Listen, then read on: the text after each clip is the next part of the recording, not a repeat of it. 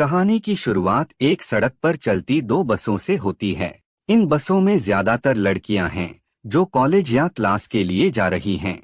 उन्हीं में से एक प्यारी सी लड़की है मित्सुको। मित्सुको चुपचाप अपनी नोटबुक में कुछ लिखने में मग्न रहती है। तभी उसकी सहेलियां उसे टोकती हैं, तुम हर समय क्या लिखती रहती हो, कभी तो एंजॉय भी किया करो, देखो सब कितने खुश हैं। इतना कहकर उसकी एक दोस्त उसकी नोटबुक छीन लेती है। नोटबुक छीनने की हड़बड़ी में मित्सुको का पेन नीचे गिर जाता है। वह थोड़ा परेशान हो जाती है और पेन उठाने झुकती है।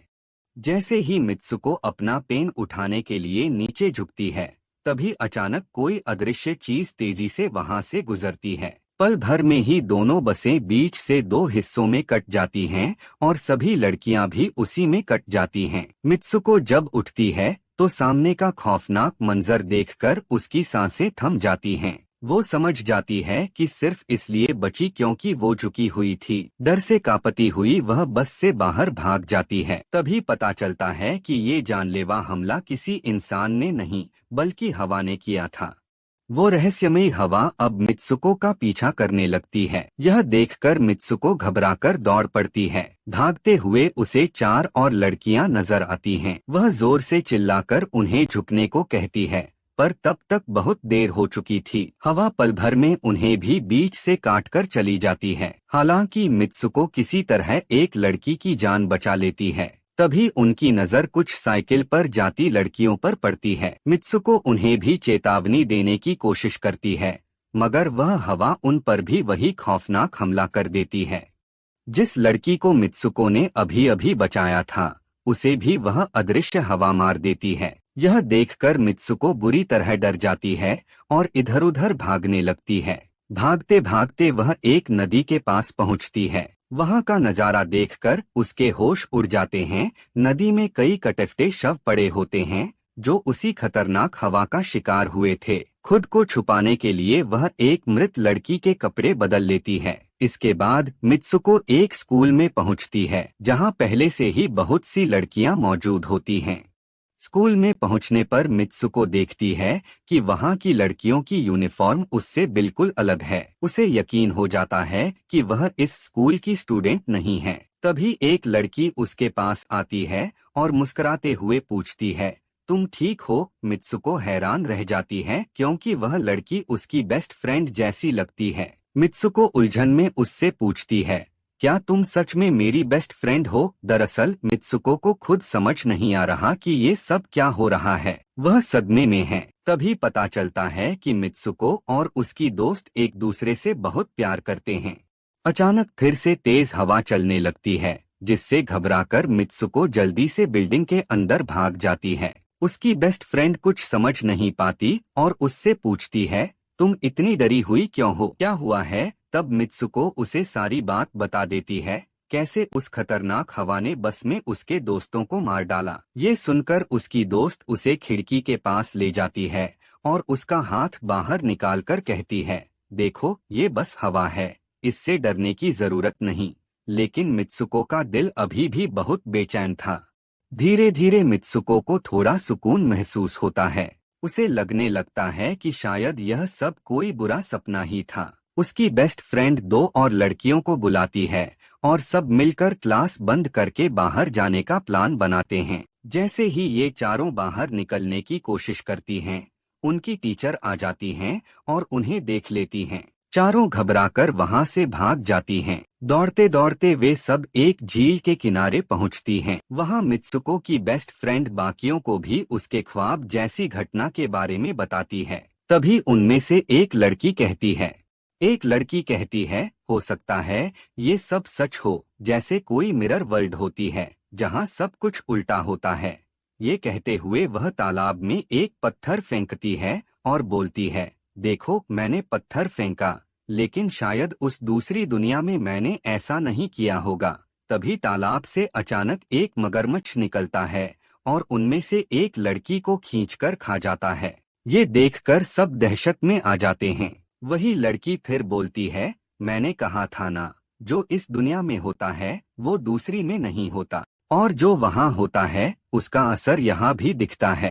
वो लड़की कहती है, शायद मगरमच्छ ने उसे उस दूसरी दुनिया में खाया है। यहाँ तो सब ठीक है। वहीं झील के पास उन्हें एक बेड़ दिखाई देता है। चारों लड़कियां हंसते हुए उस पर रखे तकिए से खेलने लगती हैं। तभी दूर से दो और लड़कियां उन्हें देख रही होती हैं। उनमें से एक ने ब्राइडल ड्रेस पहन रखी होती है, क्योंकि दोनों ने आपस में शादी कर ली थी। उनमें से एक लड़की कहती है, हमें कुछ ऐसा करना होगा जो दूसरी दुनिया में नामुमकिन हो, तभी हम इससे बच सकते हैं। हमारी किस्मत शायद पहले से तय है, पर उसे बदलना हमारे हाथ में है। सभी लड़कियां स्कूल लौटती हैं और अगला लेक्चर अटेंड करने के लिए क्लास में जाती हैं। मित्सुको की नजर अचानक एक तकिए पर पड़ती है। जैसे ही वह उसे उठाने के लिए झुकती है, उसकी टीचर अचानक बंदूक निकालकर क्लास में फायरिंग शुरू कर देती है। मित्सुको जैसे ही तकिया उठाकर ऊपर देखती है, उसके होश उड़ जाते हैं। क्लास की सारी लड़कियां मारी जा चुकी होती हैं, लेकिन मित्सुको एक बार फिर बच जाती है, ठीक वैसे ही जैसे अपने अजीब से सपने में बची थी। उसकी टीचर उसके पास आकर कहती है, तुम्हारी। टीचर गुस्से में मित्सुको से कहती है, तुमने हिम्मत कैसे की क्लास बंद करने की? तुम्हारा मरना भी तय है। तभी दो और लड़कियां वहां पहुंचती हैं और मित्सुको को बचाकर भागने की कोशिश करती हैं, लेकिन तभी दूसरी टीचर आ जाती है और उन दोनों लड़कियों को मार देती है। जो भी स्टूडेंट्स अब तक जिंदा बचे थे, मित्सुको उनके साथ स्कूल से बाहर भागती है, लेकिन स्कूल की सभी टीचर्स उन पर गोलियां चलाने लगती हैं। लड़कियां जैसे ही बाहर निकलती हैं, वही खतरनाक हवा दोबारा आ जाती है और सबको काट देती है। आखिर में मित्सुको फिर से अकेली बच जाती है। मित्सुको वहां से भागती है और भीड़-भाड़ वाले इलाके से होते हुए पुलिस स्टेशन पहुंचती है। वह पुलिस को सारी बात बताती है, लेकिन पुलिस वाली उसे हैरानी से देखती है और कहती है, तुमने तो स्कूल का ड्रेस भी नहीं पहना है। फिर वह मित्सुको के सामने एक आईना रखती है। मित्सुको जैसे ही खुद को आईने में देखती है, चौंक जाती है। उसकी शक्ल और कपड़े पूरी तरह बदल चुके थे। लोग उसे अब मित्सुको नहीं, किसी और नाम से पुकार रहे थे। तभी पुलिस ऑफिसर उसे बताती है कि उसकी शादी होने वाली है और उसे शादी के लिए लेकर चल पड़ती है। आसपास सब लोग उसे देखते हैं। जैसे ही मित्सुको चर्च पहुंचती है, लोग उसे बधाई देने लगते हैं। वहां उसकी बेस्ट फ्रेंड भी मौजूद होती है। मित्सुको घबराकर उससे पूछती है, यह सब मेरे साथ क्या हो रहा है? उसकी दोस्त फौरन कहती है, अभी चुप रहो, हम किसी के कंट्रोल में हैं, बस वही करना जो मैं कहूँ। फिर वह मित्सुको को वेडिंग ड्रेस पहनने में मदद करती है और उसे आगे बढ़ने के लिए कहती है। मित्सुको जैसे ही वेडिंग सेरेमनी की ओर जाती है, वहां मौजूद सारी लड़कियां उसका मजाक उड़ाने लगती हैं। यह देखकर उसकी बेस्ट फ्रेंड गुस्से में आकर एक-एक कर सबको मारना शुरू कर देती है। जैसे ही मित्सुको आगे बढ़ती है, उसे महसूस होता है कि स्टेज पर दूल्हे की जगह एक ताबूत रखा है। ताबूत खुलते ही उसमें से एक बड़ा सूअर बाहर निकलता है। यह देखकर मित्सुको बुरी तरह डर जाती है और पास पड़ी टूटी बोतल से उस पर हमला कर देती है। हड़कंप मच जाता है। मित्सुको और उसकी बेस्ट फ्रेंड वहां से तेजी से भागती हैं। चर्च के गेट पर दो लड़कियां उन्हें रोकने की कोशिश करती हैं, लेकिन मित्सुको की दोस्त उन्हें भी खत्म कर देती है। मित्सुको अब दूसरी दिशा में अकेली भागती है, क्योंकि उसे अब पूरा यकीन हो चुका था कि उसकी।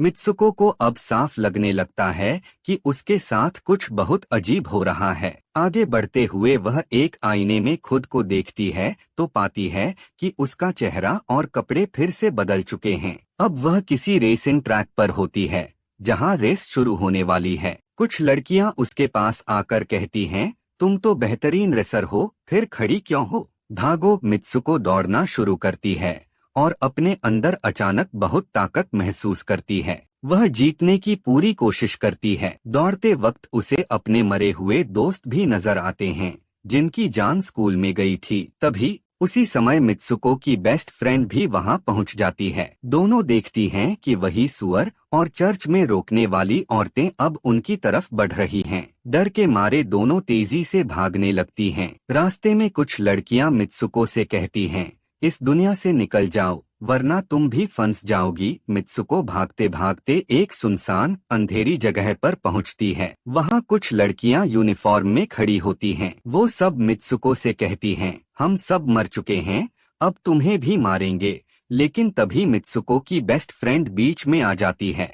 मित्सुको की बेस्ट फ्रेंड उस लड़की को मार देती है और मित्सुको को वहां से भगा ले जाती है। भागते हुए वह मित्सुको से कहती है, अपना नाम जोर से पुकारो। मित्सुको घबराते हुए कई बार अपना नाम जोर जोर से बोलती है। तभी अचानक वह फिर से अपने असली रूप में लौट आती है। उसकी दोस्त उसे अपना हाथ दिखाते हुए कहती है, मेरे हाथ में जो ये वायर लगी है, प्लीज इसे निकाल दो, तभी मैं इस दुनिया से बाहर जा पाऊंगी। मगर मित्सुको डर जाती है कि कहीं वायर खींचने से उसकी दोस्त की जान न चली जाए, क्योंकि वह उसे बहुत प्यार करती थी।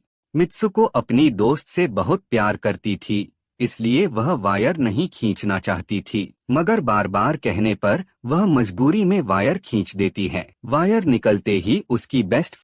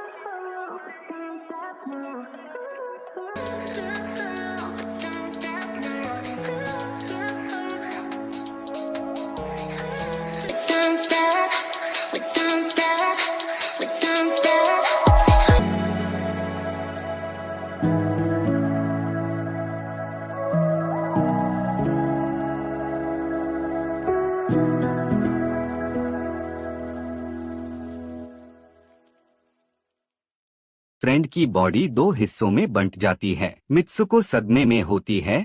तभी उसे पास में एक गेट दिखाई देता है। वह उस दरवाजे से बाहर निकलती है तो देखती है कि अब वह आदमियों की दुनिया में पहुंच चुकी है। वहां उसके बड़े बड़े पोस्टर लगे होते हैं जिन्हें कुछ लड़के देख रहे होते हैं। तभी एक लड़का उसके पास आता है और कहता है, तुम अब फ्यूचर में हो। यह सुनते ही मित्सुको बेहोश हो जाती है। कुछ देर बाद जब उसे होश आता है तब वह मित्सुको आगे बढ़ती है तो देखती है कि एक बूढ़ा आदमी बैठा हुआ गेम खेल रहा है। स्क्रीन पर वही कैरेक्टर नजर आता है जैसा मित्सुको इस वक्त दिख रही थी। मित्सुको को देखकर बूढ़ा मुस्कुराता है और कहता है, ये गेम मैंने ही बनाया है और तुम सबको मैं ही कंट्रोल करता हूँ। तुम तो बहुत पहले मर चुकी थी, पर मैंने तुम्हारे डीएनए से तुम्हें फिर से बना दिया। ये सुनते ही मित्सुको को एहसास होता है कि वह असल में एक गेम का हिस्सा है। उसे लगता है शायद वह वापस अपनी असली दुनिया जा सकती है, लेकिन तभी एक आदमी आकर उसका हाथ पकड़ लेता है। वह आदमी मित्सुको को अपने पास बुलाता है। बूढ़ा उसे आखिरी लेवल पूरा करने को कहता है। मित्सुको आगे बढ़ती है, तभी उसे अपनी दोस्त की बात याद आती है। अगर तुम इस दुनिया में कुछ ऐसा करोगी जो दूसरी दुनिया में नामुमकिन है, तो तुम आजाद हो सकती हो। ये सोचकर मित्सुको अचानक उस बूढ़े आदमी का गला दबाने लगती है और कहती है, बस करो, हमारे साथ खेलना बंद करो। फिर वह उसकी छड़ी उठाकर अपने पेट में घुसा देती है। उसकी जान चली जाती है। बूढ़ा आदमी यह सब देखकर हैरान रह जाता है, क्योंकि उसने इसकी कभी कल्पना भी नहीं की थी।